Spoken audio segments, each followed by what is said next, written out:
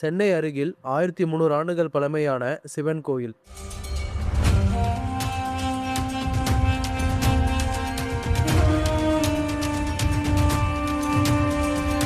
வருடத்தில் 7 நாட்கள் சூரிய ஒளி சிவலிங்கம் மீது படும் அதிசயம்.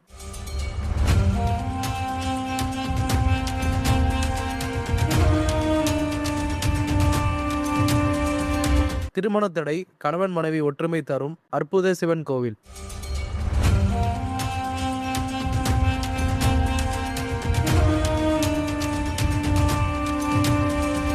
வணக்கம் விவஸ். இன்னைக்கு நம்ம வீடியோல தாம்பரம் அடுத்த படப்பையில் அமைந்திருக்கும் அருள்மிகு தழுவ கொழுந்தீஸ்வரர் திருக்கோயிலை பத்தி தான் பார்க்க போறோம். இந்த ஆலயமானது தாம்பரத்துல இருந்து 6 கிலோமீட்டர் தொலைவில் படப்பை என்ற இடத்தில் அமைந்திருக்கிறது. கோயிலோட அட்ரஸ் மற்றும் கூகுள் மேப் லிங்கை டிஸ்கிரிப்ஷன்ல கொடுத்திருக்கேன், தேவைப்படுறவங்க பார்த்து தெரிஞ்சுக்கோங்க. இப்பொழுது இந்த ஆலயத்தோட சிறப்புகள் மற்றும் தல வரலாறு பற்றி பார்க்கலாம். அதுக்கு முன்னாடி இது போல அற்புதமான ஆலயங்களை பத்தி வீடியோஸ் பார்க்க என்னோட ரிமார்க்கபிள் ரமேஷ் சேனலை மறக்காம சப்ஸ்கிரைப் பண்ணிக்கோங்க. அப்ப நான் போற வீடியோஸ் உங்களுக்கு ரெகுலரா வரும். இந்த ஆலயத்தில் மூலவராக சிவபெருமான் லிங்க வடிவில் தழுவ கொழுந்தீஸ்வரர் என்ற பெயரில் அருள் பாலிக்கிறார். உற்சவரின் பெயர் சோமகந்தர், அம்மனின் பெயர் காமாசி அம்மன். தலவிருசமாக மாமரம் உள்ளது. கைலாயத்தில் ஒரு முறை சிவனின் கண்களை பார்வதி விளையாட்டாக மூடவே உலகமே இருண்டு போனது. இதனால் கோபம் கொண்ட சிவன் அம்பிகையை பூலோகத்தில் மானிட பெண்ணாக பிறக்கும்படி சபித்து விட்டார். வருந்திய அம்பிகை சிவனிடம் சாபத்திற்கு விமோசனம் கேட்டால் அவர் பூலோகத்தில் மாங்காடு என்னும் தலத்தில் தன்னை வழிபட விமோசனம் கிடைக்க பெறும் என்றார். அதன்படி அம்பிகை மாங்காட்டிற்கு சென்றால் அங்கு சுக்ராசாரியருக்கு காட்சி தந்த சிவன் அம்பிகையிடம் காஞ்சிபுரத்தில் தவம் செய்யும்படி கூறினார். காஞ்சிபுரம் செல்லும் வழியில் படப்பையில்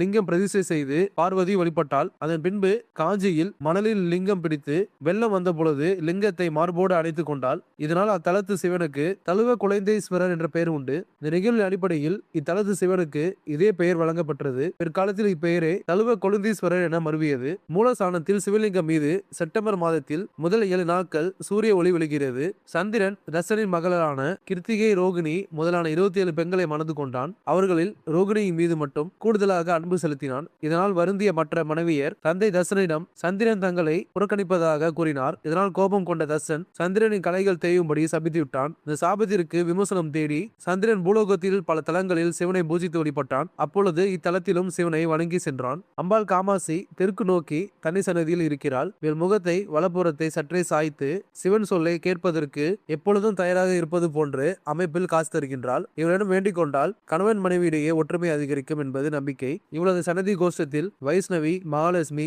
சரஸ்வதி என 3 தேவியர்களும் இருக்கின்றனர். பௌர்ணமி தோறும் சிவன் அம்பாளுக்கு விசேஷ பூஜைகள், அபிஷேகங்கள் நடைபெறுகிறது. திருமண தோஷம் உள்ளவர்கள் சிவன் அம்பாள் பாதத்தில் தாலி கயிறு வைத்து பூஜித்து பின் வளாகத்தில் உள்ள மகிழ மரத்தில் கட்டி வைத்து வேண்டி செல்கிறார்கள். இதனால் விரைவில் நல்ல வரன் அமையும் என்பது நம்பிக்கை. திருவொற்றியூர் தலத்தில் மகிழ மரத்தின் அடியில் சிவன் சுந்தரர் சங்கிலி நாச்சியாருக்கு திருமணம் செய்து வைத்தார். இந்த நிகழ்வின் அடிப்படையில் இங்கு மகிழ மரத்தின் தாலி கட்டி வழிபடுவதாக நம்பப்படுகிறது. படப்பை என்றால் பூஞ்சோலை என்று பொருள். பூக்கள் நிறைந்த தோற்றத்துக்கு மத்தியில் சிவன் காசி தரும் தலம் என்பதால் இவ்வூர் படப்பை என பெயர் பெற்றது. இத்தலத்தின் வழியாக விருதாசலம் சென்ற திருஞான சம்பந்தர் அத்தலத்து விருதகிரீஸ்வரரை வணங்கி பதிகம் பாடிய பொழுது இத்தலத்தை குறிப்பிட்டு பாடியுள்ளார். எனவே இத்தலத்தை தேவார வைப்பு தலமாக கருதுகின்றனர். திருமணம் ஆகாத கன்னியர்கள், பிரச்சனையால் கணவனை பிரிந்த பெண்களும் இங்கு வேண்டிக் கொள்கிறார்கள். அறியாமல் செய்த பாவம் நீங்கவும் இங்கு மக்கள் வேண்டிக் கொள்ளலாம். கிபி 7ஆம் நூற்றாண்டில் இப்பகுதியை ஆட்சி செய்து வந்த நந்திவர்ம பல்லவ மன்னன் ஒரே சமயத்தில் 108 சிவ ஆலயங்கள் திருப்பணி செய்து ஒரே நாளில் கும்பாபிஷேகம் செய்தான். அதில் இத்தலமும் ஒன்றாகும்.